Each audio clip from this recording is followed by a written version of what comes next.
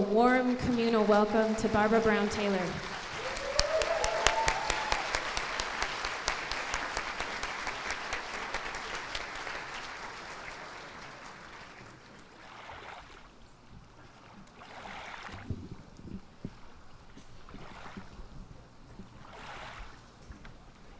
Hello, you. You in this room and you who are joining this room online. There's no place I would rather be. A few years ago, I wrote a book called Learning to Walk in the Dark, which gave me fresh reason to remember that most authors don't know what their books are about until their readers tell them.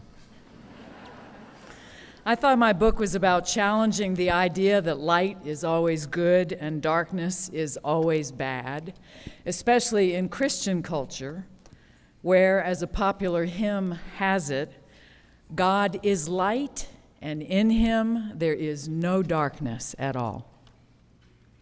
Au contraire, I thought. In life, in literature, in human history, in the lives of the saints, it's the things that happen in the dark that change people. Some of the best stories are in the Bible, not the best because they're cheerful, but because they're archetypal. Jacob wrestling an angel all through the night. Moses camping out with God inside a dark cloud on top of Mount Sinai. Elijah hearing the still, small voice of God inside the mouth of a cave. And that's just the First Testament. In the second one, Joseph's life changes one night when an angel of the Lord comes to him in a dream and tells him to protect Mary and her child. Magi from the east presumably sleep all day so they can travel all night, following a star to a place that is not on their maps. Later, when increasing numbers of crowds ask Jesus for a sign from God, he tells them, "No sign will be given but the sign of Jonah. For just as Jonah was 3 days and 3 nights in the belly of the sea monster," he says, "so for 3 days and 3 nights the Son of Man will be in the heart of the earth." Dark places those, under the weight of the earth, in the depth of the sea, the kinds of places no one wants to go, though they are the places where lives change and history is transformed. What would it mean to learn to walk in that direction, I wondered, instead of instinctively to turn and run away? So I learned all kinds of things while I was traveling with that book. I learned what darkness means to a person who was born blind. She's the one who taught me what a pain hybrid cars like my Prius are for someone like her, because when their engines turn off at a stoplight, she has no way of knowing they're there. I learned what darkness means to someone with dark skin, who has heard dark used as a coverall for sin and evil, ignorance and wickedness, so often that he can barely work up the energy to flinch anymore, except on behalf of his children. When he hears people using the same word for sin and wickedness that they use for the color of his children's skin, it's like hot wax dripping in both his ears. All of these teachings were transformative for me, but the one I want to explore this afternoon came from a teenage boy I met in the high desert of Wyoming. We were both at Ring Lake Ranch for a week. Any of you ever been there? Brian, I know you have.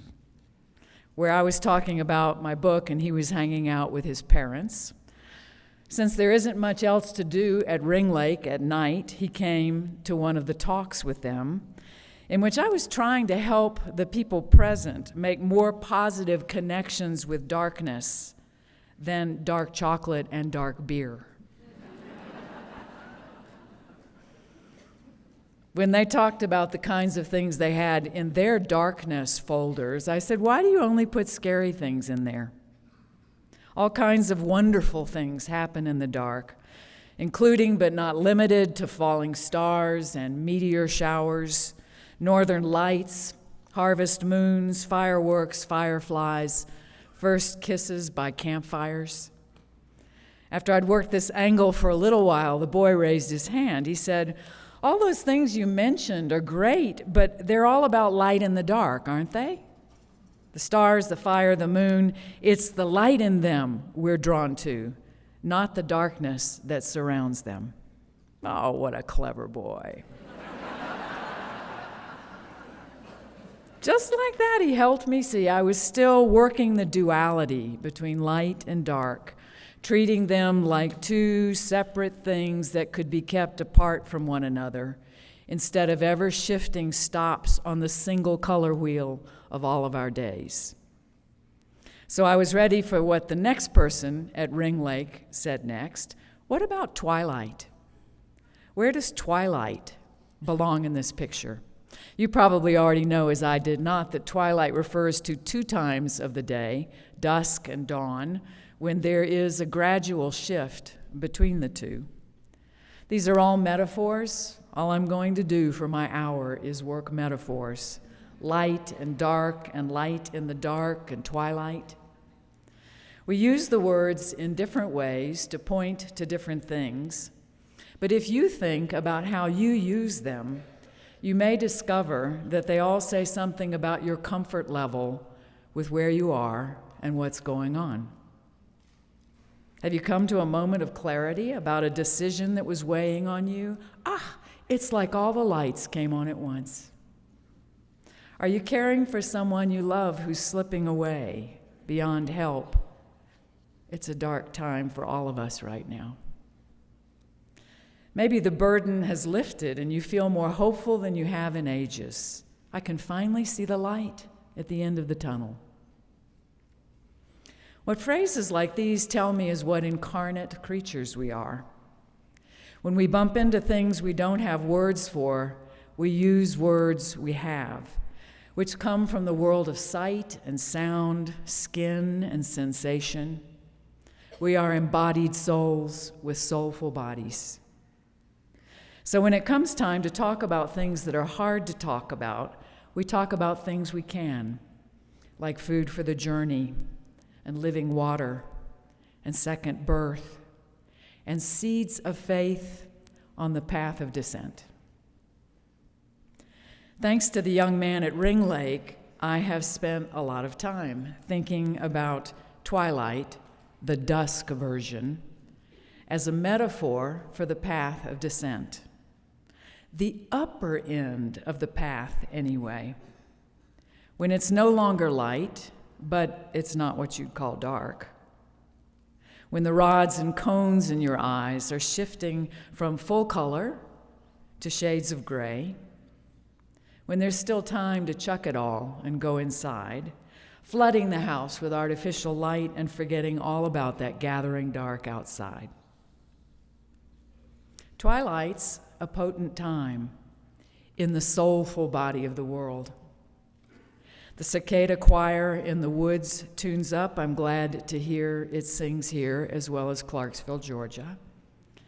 Plants shut down their solar-powered systems and start feeding on the glucose they made during the day. Diurnal animals start bedding down for the night, while the nocturnal ones wake up. Bats replace chimney swifts in the sky over my front yard, while my melatonin levels rise, cutting my body into some kind of slack, cueing it to begin its nightly repairs to my DNA.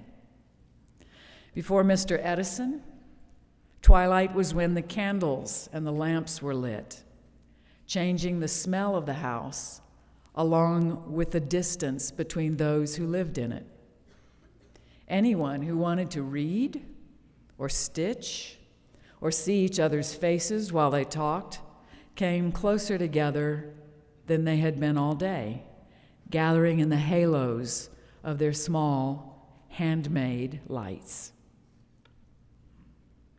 Things are different now. Things are also different in the city, though I've lived in one long enough that it has its own time-honored ways of shifting from light to half light, to almost dark, to dark. Followers of the world's religions have long known that this shift, gradual as it may be, requires a reverent pause, a ritual marking of the passage from light to dark that includes asking for a little divine help during the night to come. My parents were never big prayers, but when I went to my grandmother Lucy's house, she taught me a bedtime prayer. Now I lay me down to sleep.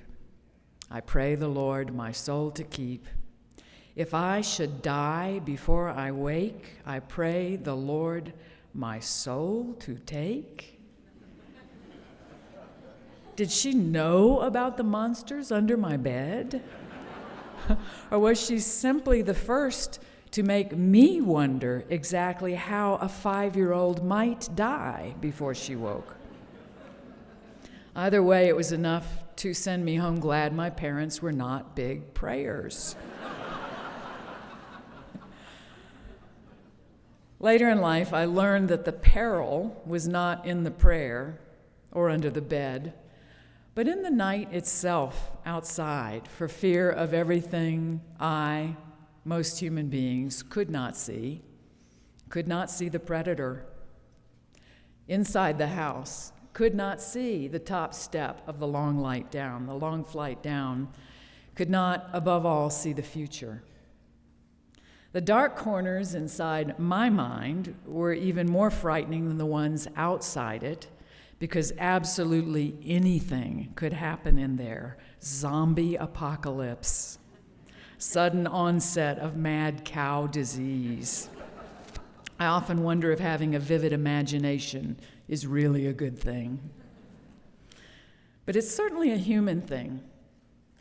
Why else do the Abrahamic religions all commend evening prayers to their followers? Ma'ariv for Jews, Maghrib for Muslims, Vespers for Christians. According to my Book of Common Prayer, the church is dark, or partially so, when the service is to begin. What I make of this is that there is no attempt to disguise what is happening. Inside and outside, the light is waning, and night is on the way. Artificial lights would constitute a kind of deception. The first word spoken into the partial darkness in the church are light and peace in Jesus Christ our Lord. That's the light that matters, but it's not a lightsaber. It's not a light that defeats the night. It's instead a light that burns through the night, in which threats to our well-being and our mindfulness of those threats really do exist. Lighten our darkness, we beseech thee, O Lord, and by thy great mercy, defend us from all the perils and dangers of this night, for the love of thy only Son, our Savior, Jesus Christ. Amen. In Jewish tradition, twilight is even more dangerous than night, because twilight is when we are most likely to mistake one thing for another. In that blended place between light and dark, a bush can look just like a bear, and a man can look like a tree. We may posit threat where there is no threat, or we may approach something we have no business approaching. According to Rabbi Joshua Bettinger, Torah is a shamanic document, a primal portal into liminal realms between the known danger and the unknown danger, where it is possible to fall into what he calls the sin of incorrect seeing. Like Jacob camped out on the bank of the river Jabbok, in twilight, dusk or dawn, we may be terrifyingly unsure whether the arm that comes suddenly from behind is that of a lost brother, or a hostile stranger, or an angel sent by God. We may not know until morning, if we survive, that is. The problem with the stories in the Bible is they're told mostly by people who come through, but not everyone who enters a dark night survives. This is a real problem for people intent on transformation. It's also something we lie about to each other, or at least misrepresent, I think especially in church. To hear most of us talk, as Richard said, the path to transformation goes up, not down. If it has to go down, as it seems it must, then we trust that there will be handrails and that we won't have to spend too much time down there, kind of a timeout. We'll learn our lesson, whatever it is, and then we'll head back up with our new wisdom, ready to enjoy the plump first fruits of our fresh insight. Some of us even call this faith, though it behaves a lot more like spiritual bypassing. Down is not a detour. It is the process by which God makes us more like God's self. As Richard just said, this is so counterintuitive for people who believe up is the way of life, that in his words, you have to teach people how to fall. If they spend their whole life denying their falling or avoiding all falling, they never learn what upward really is. So darkness, you know the list, and failure and relapse and woundedness, these are the primary teachers of the spiritual life. Honest to goodness, with a gospel like that, you could empty a church right out. Yet there it is. Unless a grain of wheat falls into the earth and dies, it remains just a single grain. But if it dies, it bears much fruit. What does twilight have to do with it? I think twilight is when you can feel the thinness of the thread that is holding you to the wheat stalk. I think it's when the light that's left lets you see what is right in front of you without letting you see for sure what it is. It's when you still have a moment to decide whether to turn toward the coming darkness or turn away from it. Twilight is when you find out what you really believe about how much you want to be transformed. I want to pause here because, as Bree and the designers of this event told you, the talking head thing only goes so far. And in every talk you'll hear, there will be some processing, a way for you to get hold of, take into your body, or put your own language onto what you've been hearing. I am here to look out for the introverts, which means the process I've chosen is journaling. So safe. And yet some of you will leave for the bathroom when I tell you about it.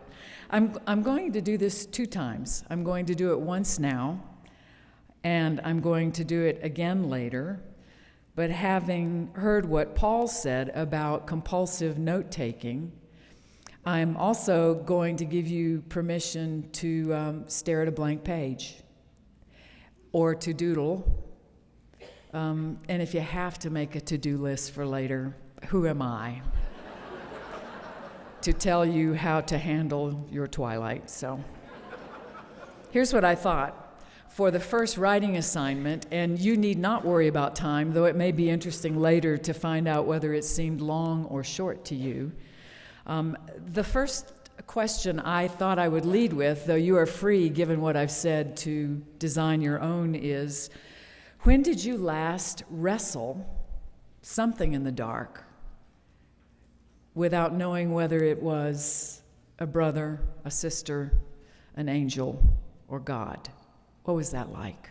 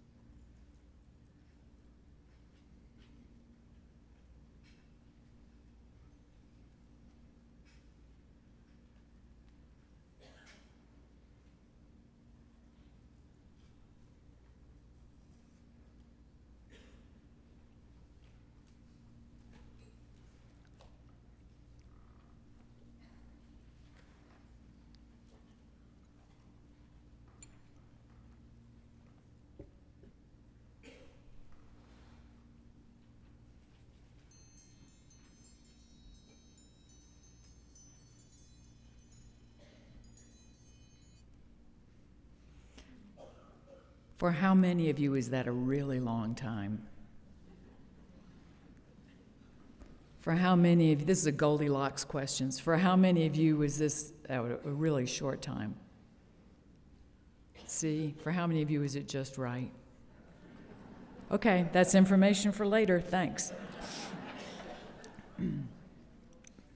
I was just getting started, and I had 4 more stories to go, so. A couple of months ago, I found out there's a whole academic field called liminal studies.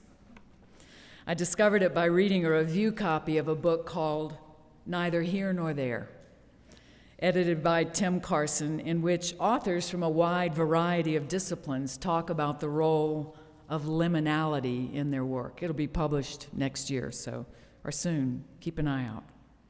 Neither Here Nor There, edited by Tim Carson. The English word for liminal or liminality comes from the Latin one for threshold, as in the opening between one room and another, or the passageway between one world and another. Anthropologists like Victor Turner, who's widely credited for inventing the phrase, use it to describe the in-between stage in a rite of passage, when the initiate has left one kind of life, the old life, but has not yet been ushered into the new. You might think of the Aboriginal tradition in Australia, in which an adolescent boy may live in the wilderness for months as part of his journey to adulthood, or the Amish tradition of Rumspringa, in which youth of all genders enter a period of free choice about whether to become Amish.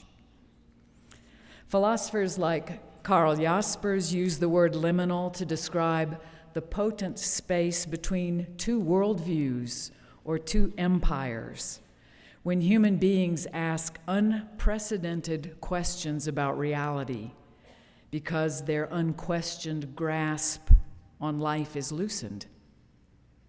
Many of us are living in that political space in the U.S. right now, asking questions we had not thought to ask, such as, who is my neighbor? And how often should I forgive? As many as 7 times? Depth psychologists like Carl Jung use the same term to describe the individuation process, in which the breakdown of the persona is essential to the self being made whole. His autobiography, Memories, Dreams, Reflections, has much more to do with his liminal experience than with anything that would show up in marquee Who's Who. The metaphor of twilight comes up a lot in liminal studies, as does the very human wish to believe that it is lovelier and safer than it is. I, for instance, am very taken with the Irish concept of a thin place, where I imagine a gossamer veil of fabric dancing gently in a breeze that smells of purple heather, through which I can see St. Bridget meeting her sisters in the sacred oak grove in the twilight. I think I got the visuals from a TV miniseries called The Mists of Avalon. Anybody remember that? Starring Angelica Houston and Juliana Margulies, but never mind. The point is that I have tamed the image of a thin place so thoroughly, there is no place I would rather go. One of my favorite essays in this forthcoming book on liminality is by the Irish poet and activist Padraig Utuma. He said, I hate much of what's written about Celtic spirituality. Dreamscapes of ancestors who lived at one with the earth are drawn without any question about how they ate, where they shat, how they grieved or fought. It's all well and good to think about the thin places where the living and the dead interacted, but what about the winter? Otuma is the leader of the Corrymeela community, the oldest peace and reconciliation center in Northern Ireland. Every year, more than 6,000 people come to learn how they can be part of healing the social, religious and political divisions in Northern Ireland, which persist long past the Good Friday Agreement of 1998. It is very hard work in that thin place. 15 years in, Otuma still says he believes in it, but he makes no mistake about what is involved. He said, "Some naive idiot said Corrymeela means hill of harmony. They were wrong. It means lumpy crossing place." So let's tell the truth about the path of descent as much as we can stand to. It's no place anyone really wants to go. Parents invest huge amounts of time and money trying to keep their children off of it. Rubber playground padding isn't even the tip of the iceberg. Physicians do what they can to keep their patients off of it. Someone I love sees a physician who ups her Lexapro every time she says she's still depressed about losing her tongue to stage 4 cancer. I take an SSRI too, so I get the dynamic. Churches, many, do their best to keep people off the path.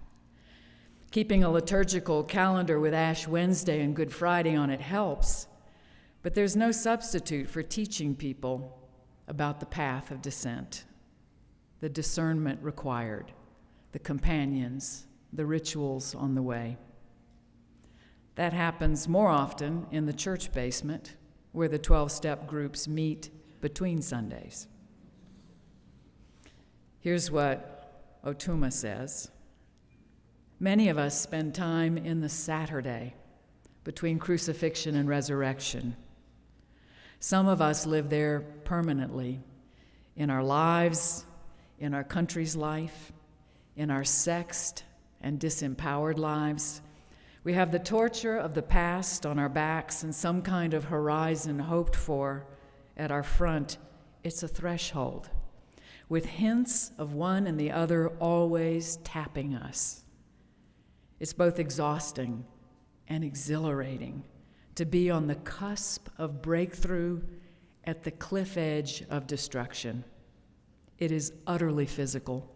There is nothing abstract about it. If I'm leaning on him a lot here, it's because he knows more than I do about the threshold between the cusp and the cliff edge. My frame of reference is largely pastoral and personal, not political and communal. I lean more toward poetry than peace accords. I don't know a single person who was blinded by a soldier's rubber bullet like Richard Moore, founder of another Northern Ireland center called Children of Crossfire. But I do know enough to sit up and pay attention when people with very different frames of reference describe territory that sounds familiar even to me. The book on liminality pressed that point home for me. After Otuma's chapter, there was one by a woman who works with first and second generation immigrants in Australia. There was one by a pastor in Joplin, Missouri, who led her congregation through the deadly aftermath of the 2011 tornado. There were other chapters about living in the thin places between addiction and recovery, between different races under apartheid, between apparent good health and a cancer diagnosis, between the gender on your birth certificate and the one you know yourself to be.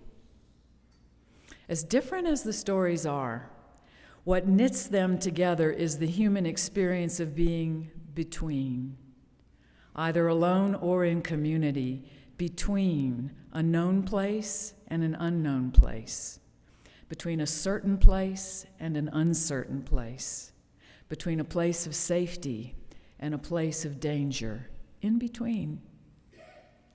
Beauty can take you there too. So can love.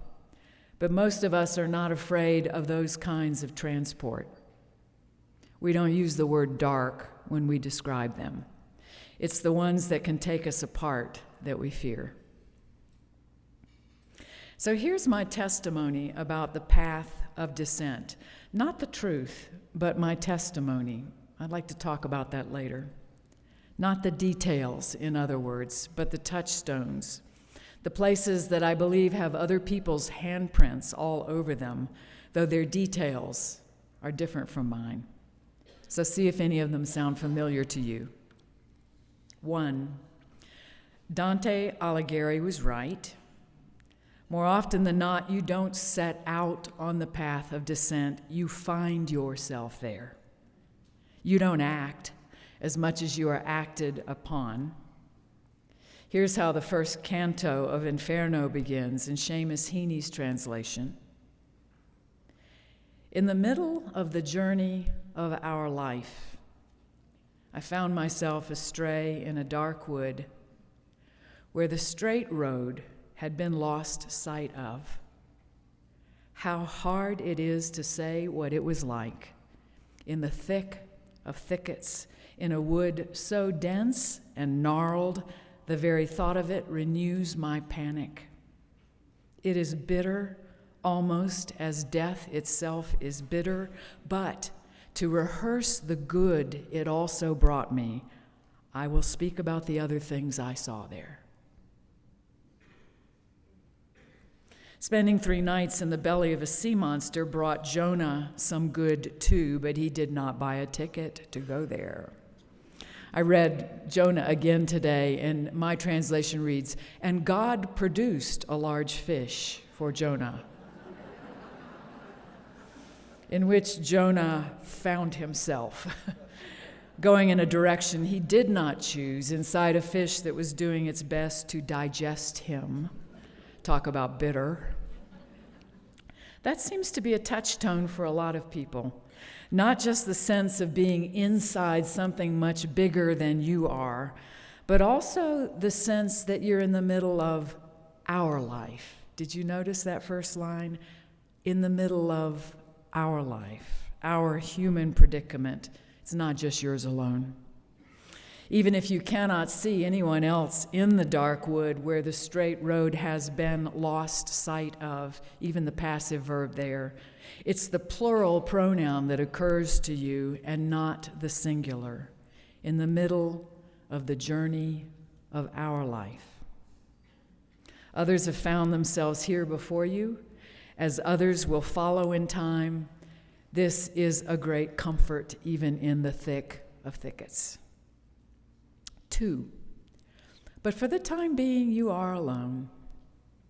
I know this is not a popular thing to say, but there is a sense of aloneness on the path of descent that Christ himself cannot cure.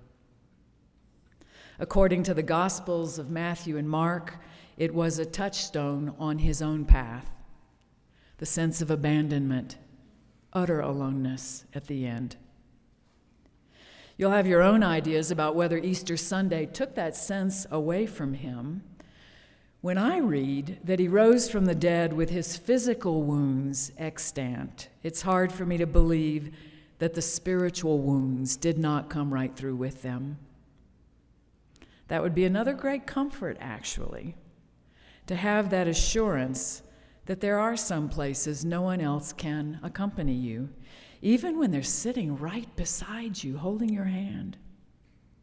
This is the journey of our life. That's the oneness of it. And still there are times when the only sound of breathing you hear is your own.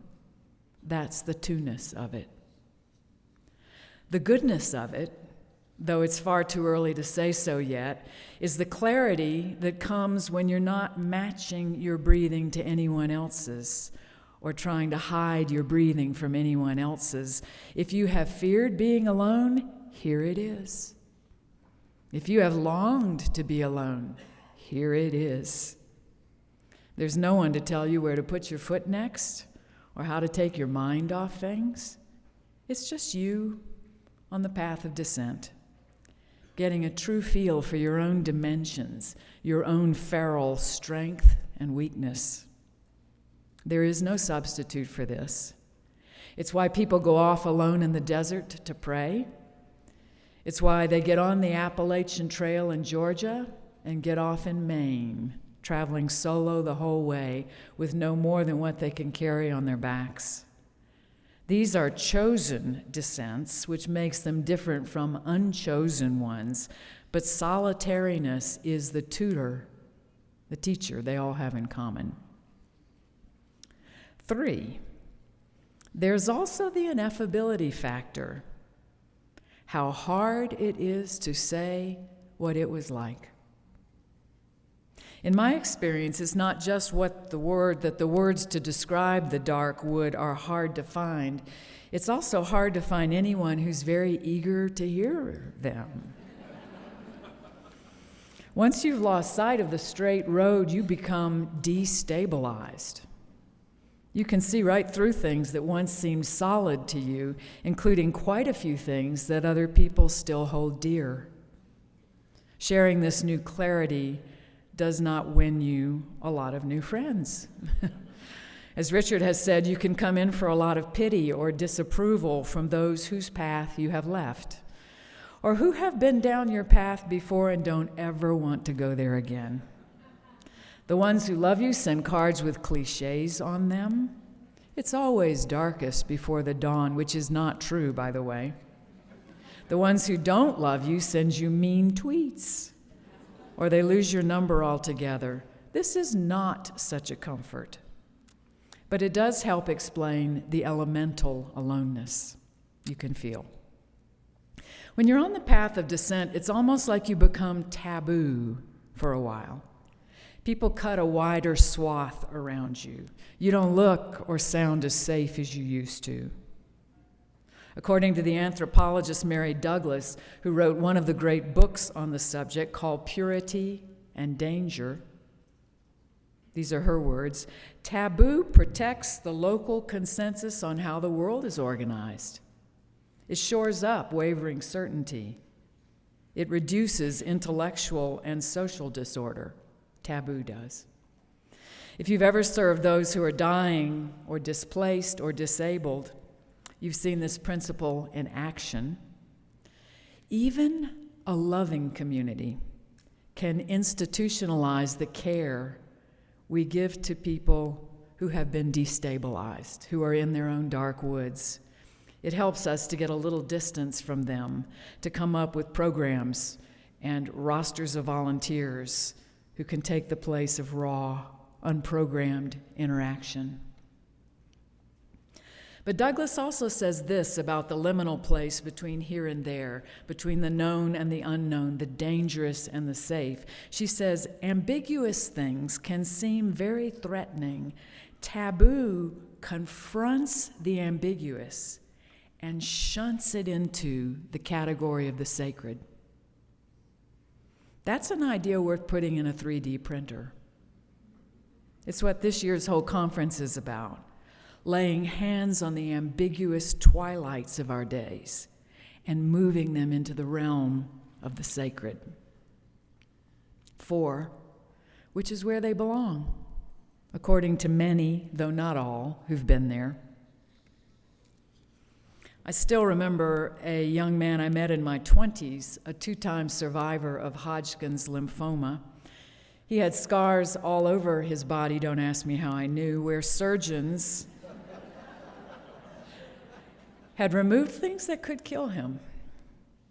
His hands shook most of the time, and when he thought he felt a lump in his neck or in the back of his knee, they shook even more for longer. First time I cooked supper for him, he exclaimed over everything.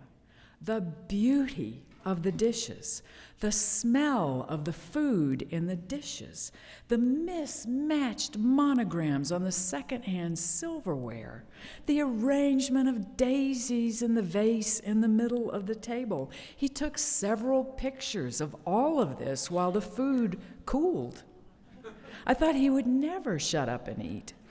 And just when he seemed about to do that, he reached over, took one of the daisies out of the vase, and ate it. Delicious, he said. Later, we talked about all he'd been through, not once but twice. Recurrence is something you try not to think about, and then it's all you can think about. I was pitying him, saying how hard it must be to live with such uncertainty when he stopped me just like that with his hand. He said, "Make me choose between a life with cancer and a life with no cancer. I'll take the cancer every time." This aliveness I feel, I couldn't give it back. That's a touchstone I'm not eager to put my hand on. But I believe it because I've heard it too often not to. I may have selective hearing.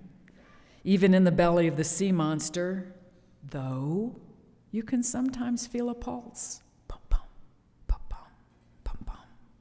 Even in the thick of thickets in a dense, dark wood, you can sometimes hear the sound of a bird or a far-off scrap of laughter, which is how you remember you're in the middle of a living thing, not a dead thing, and that you are, praise God, still alive enough to notice. If faith has not entered the picture yet, this may be where it makes its entrance. A tiny seed of trust, mustard size, that has fallen to the ground and borne fruit, bearing witness that this is a real path you are on, a real process, which may someday give you reason in this life or another to rehearse the good it has brought you. Since we're here to make something together this weekend, I want to begin a list of things that may help someone walk the path of descent more willingly, or to use Richard's language, that may teach us how to fall a little better. I'm very aware at my age I'm not to use my wrists when I go down, to just go for the more padded parts of my body. A few years ago, Pema Chodron was invited to give the commencement dress at Naropa University in Boulder, Colorado, the first Buddhist university in the U.S. She agreed to talk, but when they asked her for her title ahead of time so they could print it in the program, she said she refused for fear they would uninvite her if they knew. On graduation day, she finally stood up and said, "The title of my talk is Fail, Fail Again, Fail Better." I'll bet none of the seniors forgot that commencement talk. As I said a moment ago, some people choose the path of descent. Monastics do, pilgrims do, Jesus did. For others, the path is unchosen. Prisoners don't choose it. The elderly don't choose it. I doubt many of Jesus' disciples chose it either. Yet I think there remains a point of turning where the path heads down, twilight moment, between here and there, where it is still possible for the soulful body to turn toward the path or turn away, to consent or resist, though you're going either way. What helps at that point? What steadies the will to be born again? Here's what's on my list. Memory. Even if the path seems steep this time, there have been other times, even times I did not recognize as events of descent. Ending an early miscarried marriage, moving 1,000 miles from home to seek a change of fortune, leaving a stable job in middle age for no job, then starting a new job I did not know how to do, sitting for weeks by the hospice-leased bed of my father and then my mother as they moved away from me down their own paths of descent. Compared to other people's dark woods, these are barely tall hedges, but I could not see my way through any of them, nor would I give up a single one of them for the good they brought me. It helps to remember that. Another help for me, stories. Since one life is very small on the path of descent, it helps to remember other people's stories. Some of them were real people and some of them were fictional ones. Some were saints and some were sinners. The truth of the path makes no such distinctions. The point is, lives change when people go to the last place they want to go and live to tell the tale. or don't. When other people's lives change, because some didn't leave to tell the tale, but left others to tell it for them from generation to generation. Maybe that's why I love Bible stories the best, though it's helpful to remember it's just my lens. But I love the stories because they've been around so long. Maybe just because I've heard them for so long. Or maybe it's the liminality in my favorites that does it. The midnight wrestling match, the dark cloud of God, the dark tomb, the belly of the whale. I haven't been in those archetypal places, but I have, if you know what I mean. And the stories help. Community, another help. Harder to find right now with so much barbed wire strung between different camps, but there are still communities of the in-between who protect the memories and tell the stories that matter on the path of descent. Sometimes a whole community is called to go down that path together, which is kind of a miracle in itself, since it can tenderize the orneriest people you know. You might even be one of them. Communities are also the keepers of rituals that help steady the heart on the path of descent. Some of them as simple as lighting a Vesper candle at dusk and welcoming the Vesper light, and others of them as unfathomable as reliving the divine descent into flesh in a shared meal of bread and wine. Lately, I've grown fond of communities like this one. I don't know what to call you, a flash mob, a pop-up pilgrimage that required all of you to leave home and walk with strangers for a while, talking about things you might never have talked about with laundry in the dryer and dinner on the stove. Having companions really helps. I could go on, but this is the planned time to stop again so that you can make your own list. I just did 3. But based on your own experience and the experience of your people, what helps when the path is going down and the water's rising?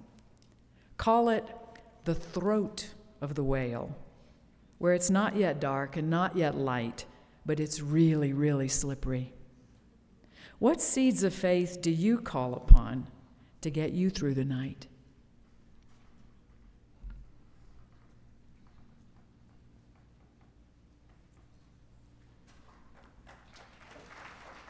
I'm coming back. I am coming back.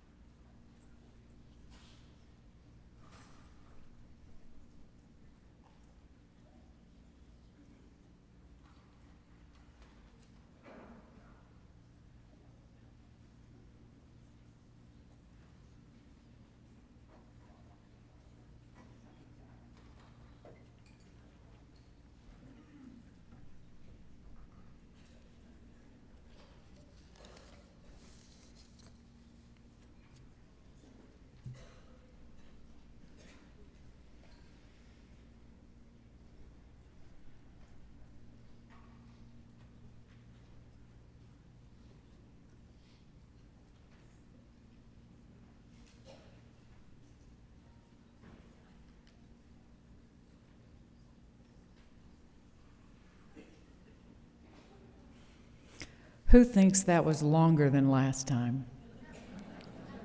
Who thinks that was shorter than last time? You're right, okay.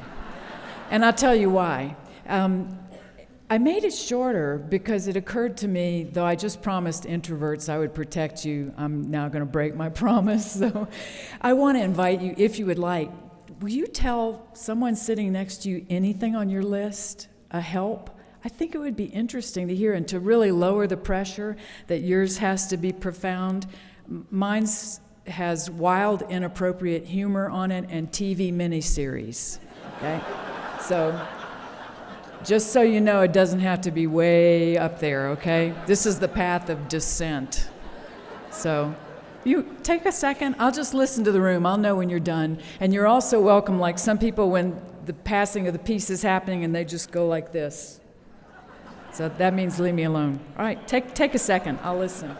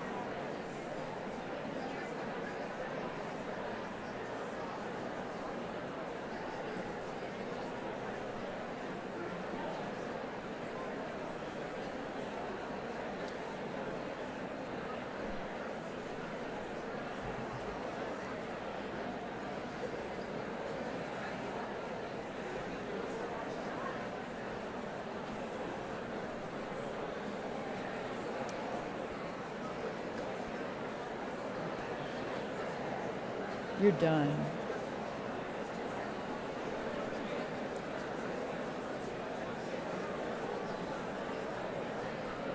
Come back. Come back. Come back.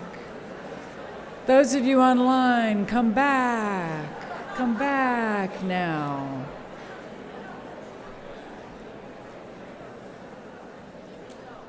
That was fun, I could tell. I've got a good ear. After teaching college for a while, you know when people start checking their cell phones, so. Again, those of you in this room, those of you online, thank you for playing. I can't wait to engage this conversation with you more later.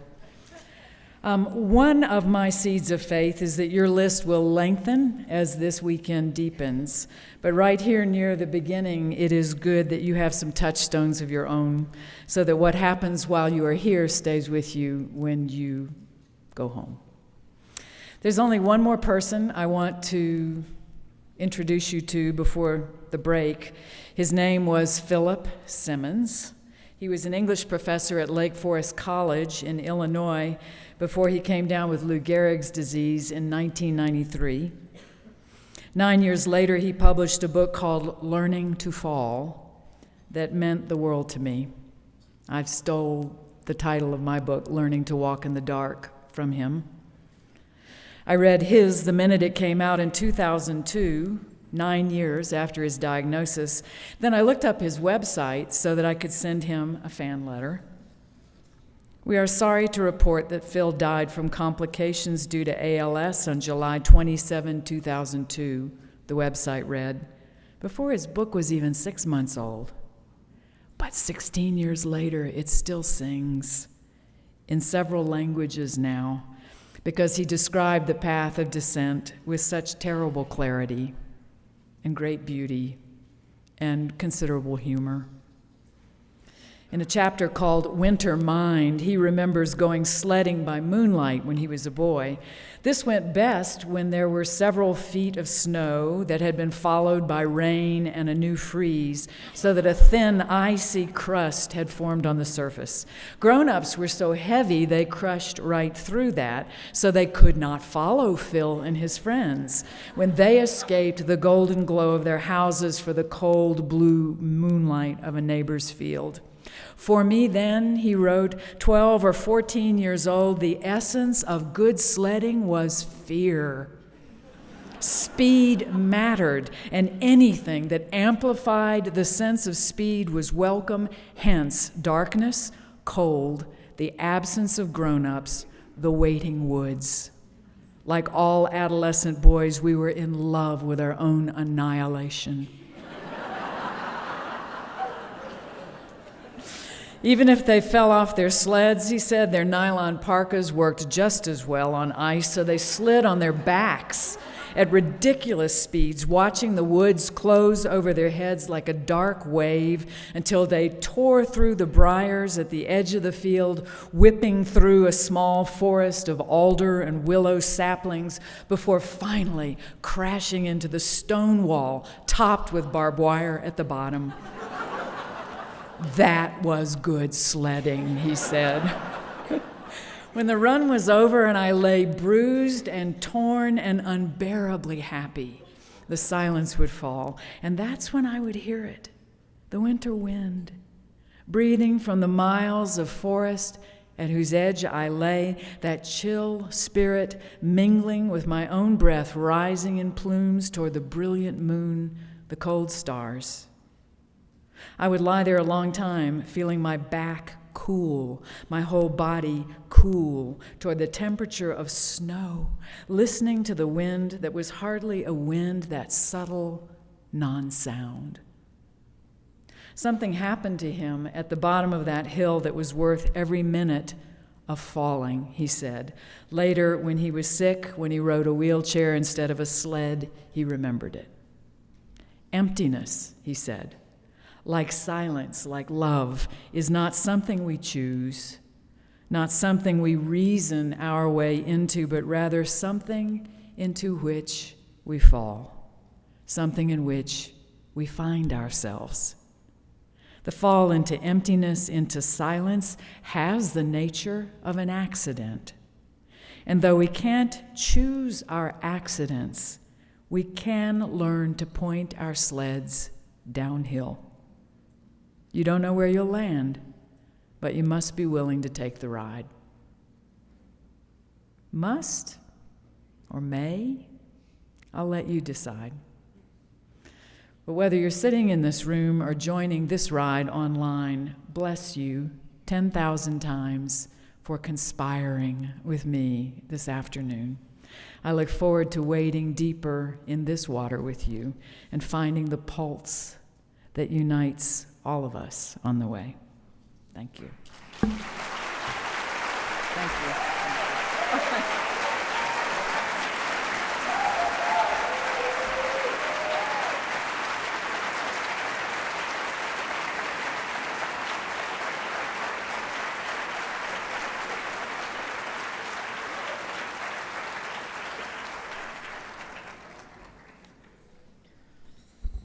Wow. Why don't you join me in thanking our two teachers so far one more time?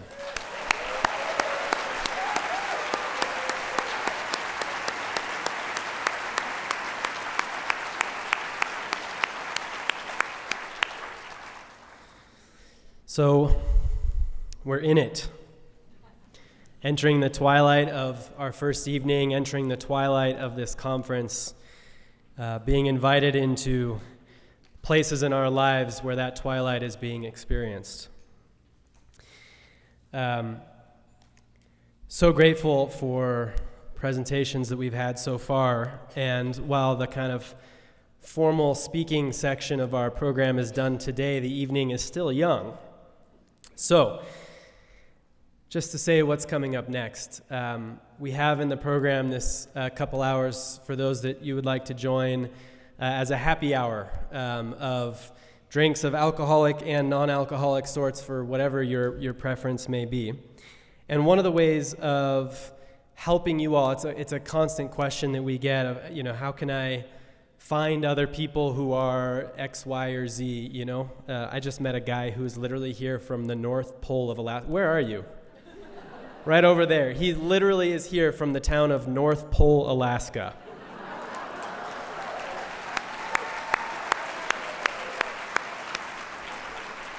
So to help you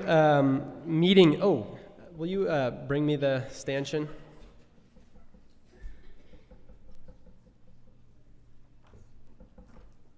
So whether you want to meet your fellow North Pole residents who are here, there may be one or two more, who knows, or anybody that you'd like to connect with while you're here, we're during the happy hour and then during all the remaining breaks over the weekend, we have these, what they call birds of a feather gatherings that are going to be self-organized. And so as you leave here, you'll see tables with stanchions and blank cards like this one.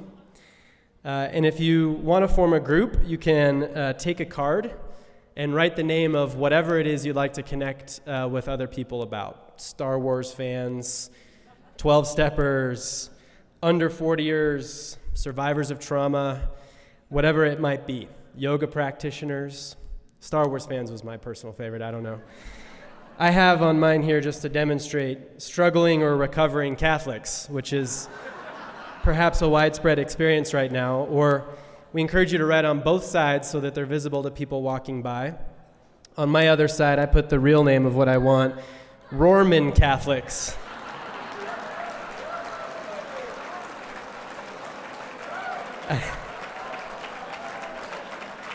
I didn't show Richard this because I knew he would never let me get up and say that. And as much as I would love to take credit for it, it actually was our beloved friend Tim Shriver who coined that term at a previous year's Conspire. So thank Tim if you like that wittiness. But at the end of the session, the happy hour, the break, just return the stanchion and the card, and so then we'll reset them every time, which might be annoying if you'd like to keep going back to the same stanchion and group, but we encourage you to keep meeting new people. And if you really aren't sure really whether to join that group, I'm just going to tell you to go ahead and say yes and go find somebody to start that conversation with. Oops. And then finally, right in this room, for those that would like a twilight vigil of sorts, tonight we're offering a Vespers service led by our beloved friend and colleague and teacher, Mirabai Starr. Mirabai is also going to be leading some of our contemplative practices over the course of the weekend. And so I'm going to go ahead and introduce her right now so that you know a little bit of what you might expect. Although, as we were talking about earlier, you never know what you're going to come into, and that's part of the experience. Mirabai is an interspiritual writer and speaker, teaching around the world on the mystics and contemplative practice, as well as on the transformational power of grief and loss. She's a critically acclaimed translator of mystics from multiple faith traditions, including of books by Christian luminaries such as John of the Cross, Teresa of Avila, and Julian of Norwich. And she'll be reading from some of these translations that she's done during her morning meditation sessions. As a teenager, she lived at the Lama Foundation, an intentional spiritual community that has honored all the world's faith traditions since its inception in 1967. It's right here in New Mexico. We're so glad to have her as a neighbor. Lama's a really special place for those of you that might have a chance to look for a retreat place or a place of hermitage. It's hosted everything from Ram Dass, where he wrote Be Here Now, to the very first Thomas Keating centering prayer retreat ever offered. Really beautiful place outside Taos. Her ecumenical experience at the Lama Foundation became formative in the universal quality that has infused her work ever since. Mirabai's emphasis has always been on making connections between the perennial teachings found at the heart of all the world's spiritual paths in an effort to promote peace and justice. And her most recent book, Caravan of No Despair, is a memoir that shares the story of her youngest daughter, Jenny, who was killed in a car accident in 2001 at the age of 14. On that day, Mirabai's first book, her translation of John of the Cross's Dark Night of the Soul, was released. And she considers that experience and the connection between profound loss and the longing for God the ground of her own spiritual life and teaching. So she's going to be offering tonight's Vesper service, and actually it'll be a unique Shabbat-style celebration from her mother tradition, which is Judaism, but it's going to be obviously one that is purposefully inclusive to everyone, if you'd like to join. So right here in 7:30. So with that, we thank you so much for being here with us, for trusting us, for having the courage to enter into these hard conversations with us over the course of this evening. And if we don't see you again, we wish you a very blessed and restful evening, and we'll see you bright and early tomorrow morning. Thank you so much.